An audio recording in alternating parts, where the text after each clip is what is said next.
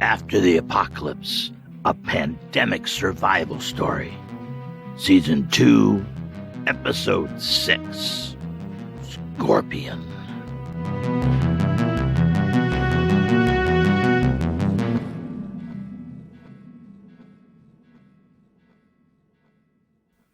Bill the dog was attuned to gunfire. It did not bother him as much as it heightened his senses to what was going on around him. Bill was trained to save lives. He was trained to sense danger and do what he could to protect the lives of his squad. He was a soldier first. He didn't think. He acted in accordance with his training. He had no sense of bravery or heroism, only a burning sense of duty. The safety of the squad was his first priority. Bill had been trained in search and rescue and recovery. Bill had been specifically schooled in water rescue. It was with this acute sense of duty that he reacted as the conflict raged on the bridge. He heard the old man commanding him to stop, but his training, years of training and years of action and battle with his squad, overrode what one man wanted. He felt the conflict of his actions only for the briefest moment until his training took hold and he leapt to the aid of his squad mate. When he jumped, Bill was initially sucked below the water but struggled to the surface. The cold water flooded his eyes and nose. Bill retched and coughed but kept his focus on the flailing figure in the raging river ahead. The boy had unwound himself from the corpse's shroud and was struggling to keep his head above water. Bill could feel, more than he could hear, the old man's plaintive yowl. That scream faded into frothing water as Bill the dog dug hard to catch up with the boy. Bill was a big dog and a strong swimmer. His thick, curly coat gave him natural buoyancy. He made progress towards the boy with a determined churning of his legs. He could see the boy was tiring, his arms flailing, his head dipping under the water and then struggling to the surface to grab whatever oxygen was there. Bill swam hard and soon had gained the boy's position. He let out a quick, sharp bark to signal aid.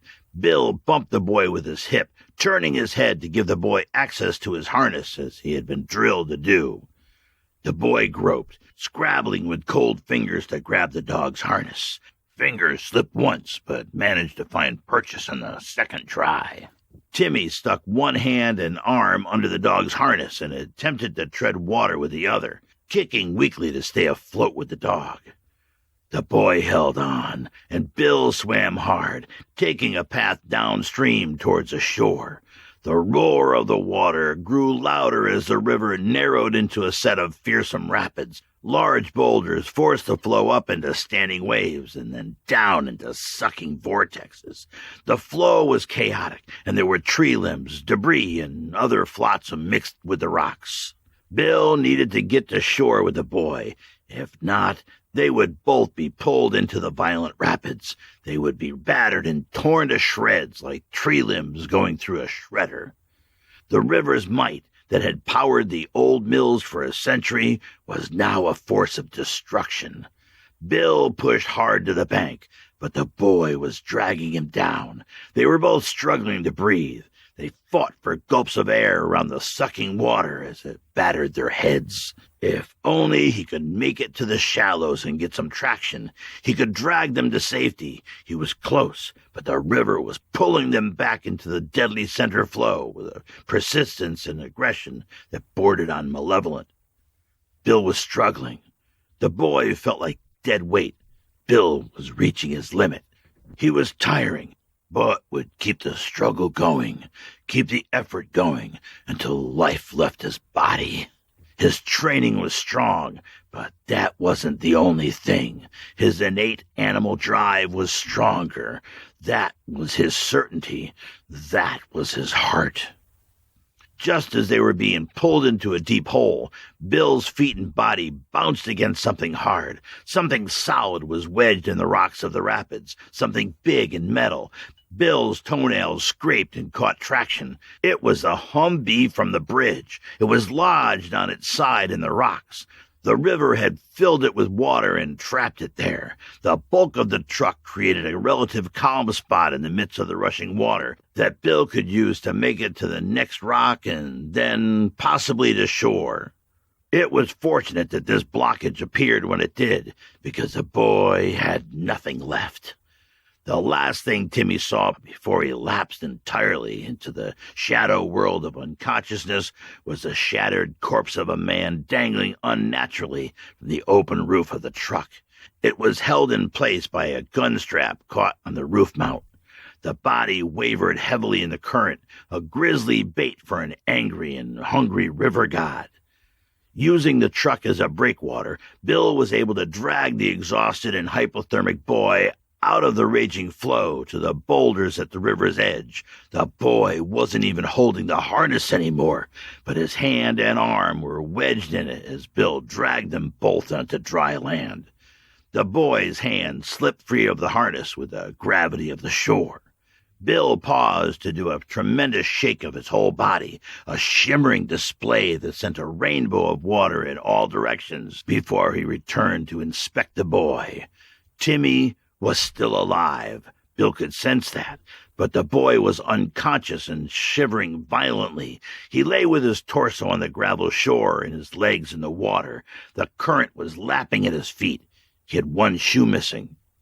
Bill grabbed the boy's shirt collar in his strong jaws and pulled the limp form out of the shallows. He tugged the boy's limp body up across the rocky shingle to the muddy and weed-filled floodplain that lined the river.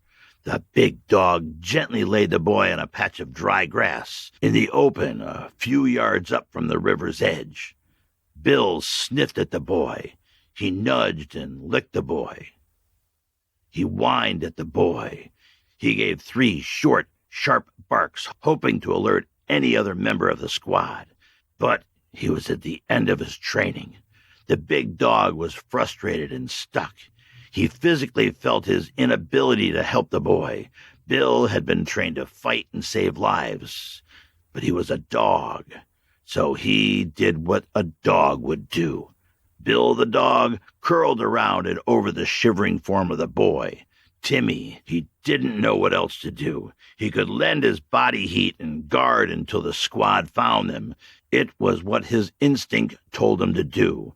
Bill the dog whined a low, plaintive sound and gently licked the boy's face. With the storm clearing, the sun was breaking through occasionally to warm the ground. The river continued to roar in the background like a hungry beast. Bill lifted his head and howled a sad, exhausted howl before laying his big head on the boy's chest. Bill the dog sighed a big, tired sigh and curled closer to wait. Willie tensed and froze in the crouch. She wasn't alone. That noise came from the direction of the river. It sounded like some sort of bark, or was it a howl? A dog or animal sound. Maybe more of those feral dogs that now seemed common in the apocalypse. They were dangerous when they ran in packs, but she could typically outwit them. They still had enough fear of humans that you could bluff them into confusion. You just had to be careful not to get caught in the open. Or maybe it was a coyote. The coyotes were making their way back into a position of dominant scavenger in this world.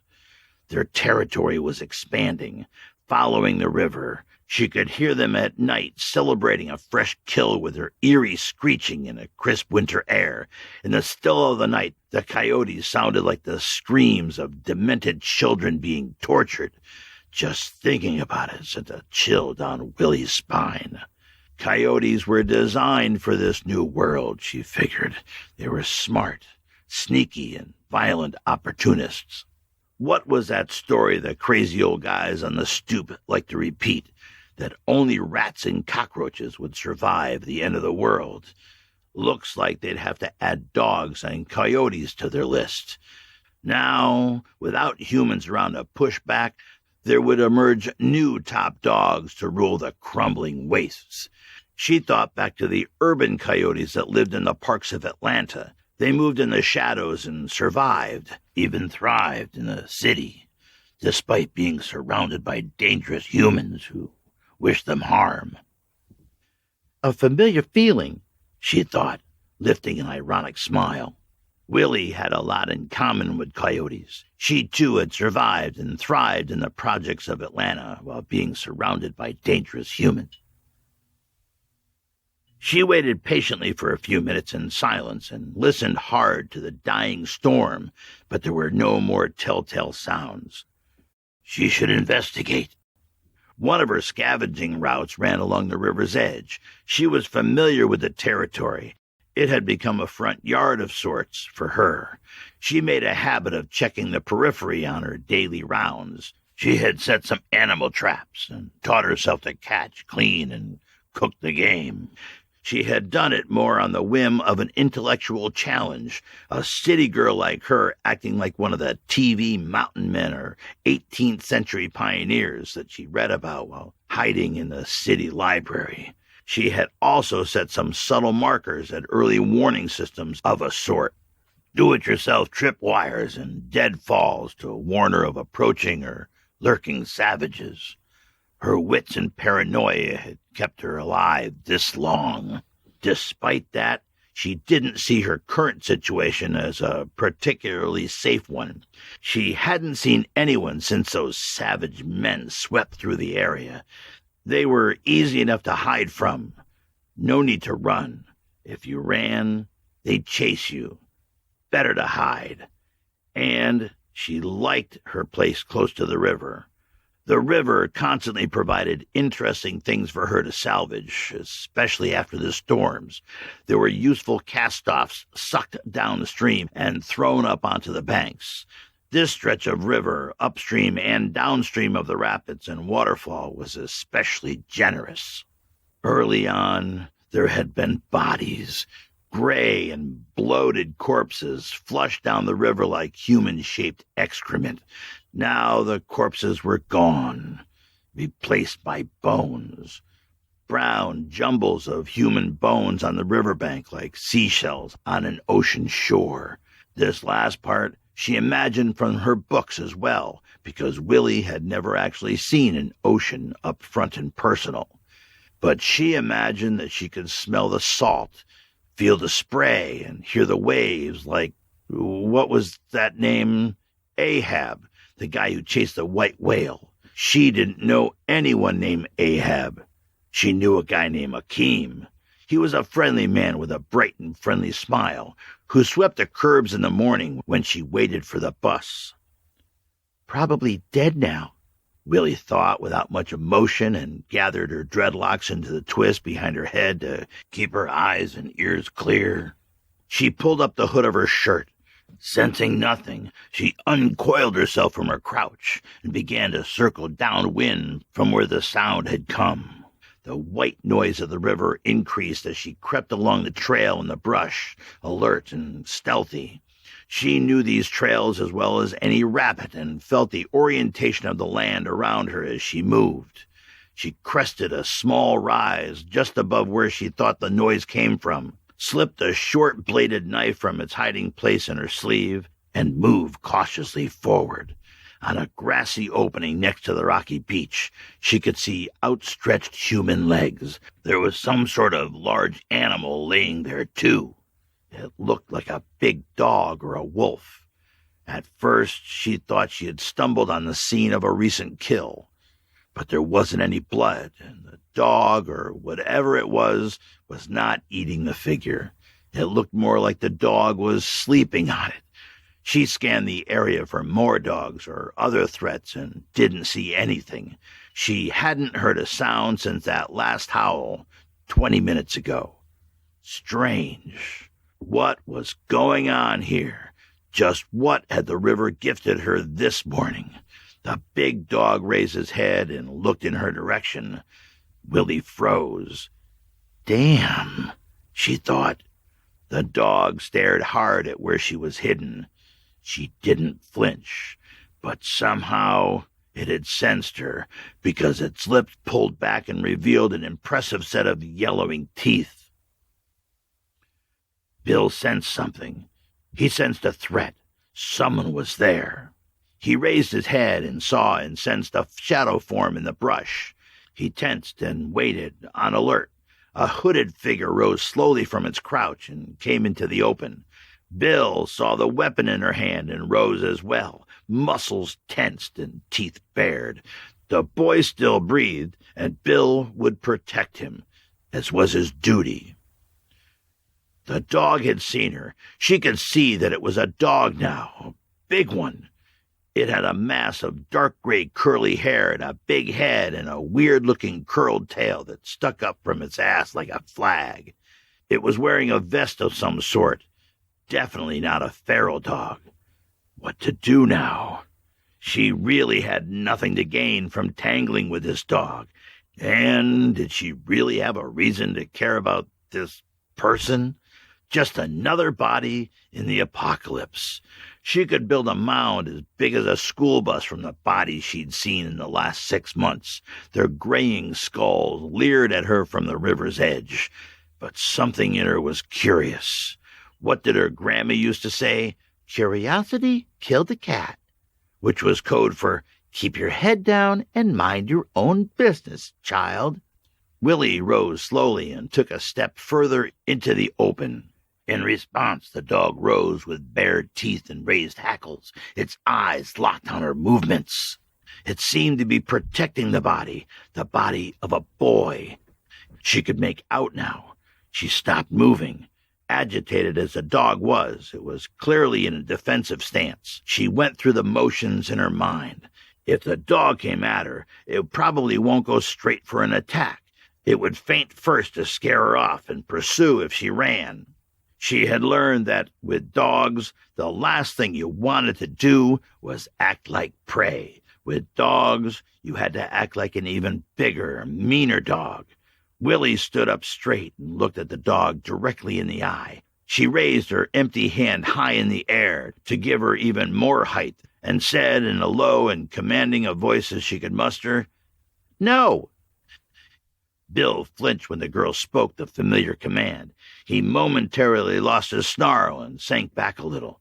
What to make of this human? Now it was giving commands, but it still had a weapon. It still was a threat. His duty was still to the boy, and he would do his duty. "Sit!" Willie shouted with as much authority as she could find. "Stay!" She took another small and tentative step forward, and the dog resumed its growl and defensive posture. Christ, she thought, what was she going to do now? She couldn't back away, and she couldn't go forward. This dog probably outweighed her and had a head as big as the pit bulls that the gangsters used to chain up in the basement of her building. She had to hold the bluff. If she could keep it off guard, she could find that soft spot between the ear and the biting jaw to drive her killing blade. She waved her raised empty hand a little to draw its attention away from her knife hand. She spoke softly to the dog and edged forward.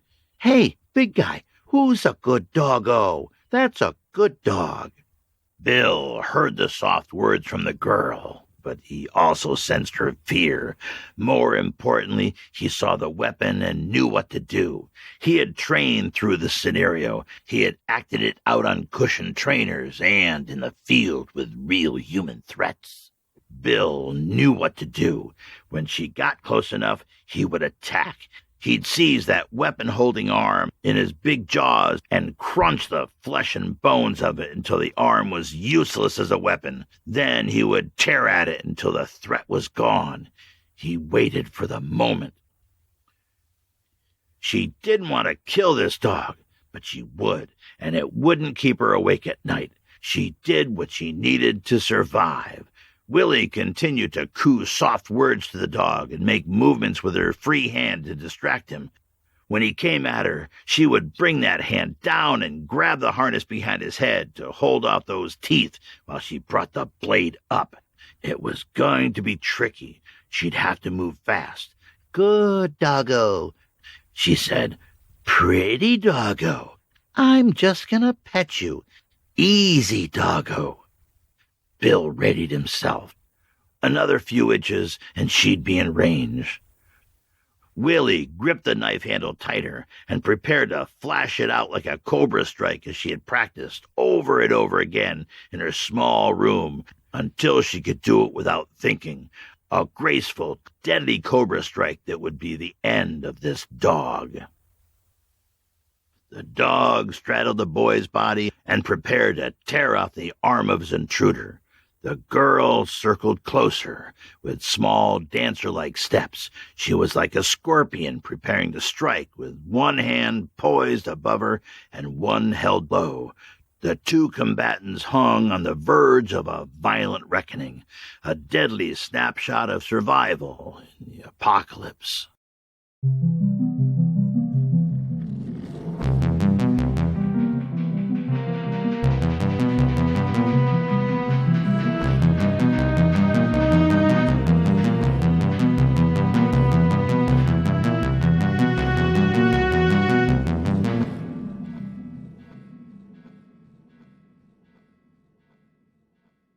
Hello, survivors. Here we are, episode 6 of the second season of After the Apocalypse, a pandemic survival story. And we have our friend Bill back in play, so you can stop with the angry messages. Well, we're not out of the woods yet, right? We left you with a cliffhanger, or more like a grassy knoll hanger. So there's a whole thing on the internet around. One of the writing rules is never kill the dog, so learned a couple things this week from my interaction. And the first one was, and I already knew this, but it was hammered home by some comments on our Facebook page. And that is that when you're reading or listening to something, you're creating those pictures in your own head from what the author or the writer is telling you, right? And that's the magic of reading or listening. And that's the advantage of it over like a TV or a movie, right? Which shows you exactly what it is. You get to create your own visuals when you're reading or listening. So as the author, I have to be sure that I'm giving you just the right amount of detail to put you in the scene with the characters, but also at the same time, be mindful not to be too prescriptive so that you can build your own constructs. So in a sense, you and I are working together to build that picture in your head. So sometimes I give you a lot of leeway to see it the way you want to see it, and sometimes I narrow it down and it becomes very specific because it is important to me that we all see the same thing, and I have a very clear picture in my head of what I'm trying to get across, and it's important. So you'll see me doing that. It was just interesting to me to see people talking about that. So we've been kicking around cover design graphic ideas on the Facebook group, and there's some very strong opinions on exactly what the characters should look like, especially Bill the dog. And this is perfectly okay. My job is to paint, and after it leaves my hand, it's in yours to fill in the details and render it the way that makes you happy. So anyhow, that was a long and tiresome way of saying everyone pictures what the dog looks like a little bit differently. And also join our Facebook group over at facebook.com/groups/oldmanapocalypse. Or just Google it, you'll find it. And you can join in too on these rollicking conversations that we're having. Good group of people. Up to 56 or 57 people now. Kind of fun. The second thing I learned this week is that I have no insights into how a street smart girl from the inner city of Atlanta would talk. So I've spent a lot of time in Atlanta, but apparently I haven't been in that part of Atlanta, or I never listened. So anyhow, if you know a street smart kid from Atlanta that I can talk to, you can point him in my direction. So I did finally finish Stranger in a Strange Land by Heinlein. And, okay, the original construct of this book is good and it's interesting. Let's take a human that has no knowledge of Earth or humanity and drop him back into Earth society and see through his eyes what he thinks of it, right? And it's very much a book of its time. It parodies the government, the church, and all the social and cultural mores of that time. And I suppose it would have been shocking to some of people in that time with all this thinly veiled editorial going on. And that was the emerging promise at that time of the golden age of science fiction, that you could play with these concepts safely in a sci-fi world, in a sci-fi construct. And like I said before, I read the full 600-page original author's manuscript, not the edited original publishing version. And that was probably a mistake, because I could have lived without the 200 pages of character dialogue justifying why guilt-free group sex was a gift to humanity. Not that I have anything against guilt-free group sex, but from a 2021 point of reference, it's not that novel or shocking, at least not enough to spend that much ink on. So I'll mark it off as a foundational read for my ongoing study of the genre and move on. I am currently reading A Canticle for Leibowitz by Walter Michael Mitchell Jr., and it is awesome, again from the golden age of science fiction, 1959. I'm loving it. It's a great apocalyptic read, and it's really funny in a smart way. So I went out with my daughter Saturday night. It was my birthday last weekend, and we went to see the new Dune movie in movie theater. I liked it. You definitely want to see it in the theaters, in the big screen, because the music and the visuals are really powerful on the big screen. And I know some people hated it, and some people liked it. I had read the original novels probably in the early 90s, maybe late 80s. So that was long enough ago that I had forgotten most of the details, and this turned out to be a really good setup, because I remembered stuff as the movie progressed, but I didn't have preset expectations to ruin it for me. So it was sort of filling in the blanks around what I had remembered. All right, my friends, thank you for listening. You can help the show by recommending to a friend or two or four, and rating and reviewing always helps. I picked up a few new listeners because apparently Audible is recommending us to its audiobook listeners who like apocalypse stories. Not sure how that works. It's not an audiobook, but hey, go with it, right? Take the listeners. And thank you to new Patreon supporter Mark, for your kind donation to keep the lights on over here at Apocalypse Central. And as we speak, we're approaching 10,000 downloads a month, so thank you again. And we'll speak to you in a couple of weeks, and keep surviving.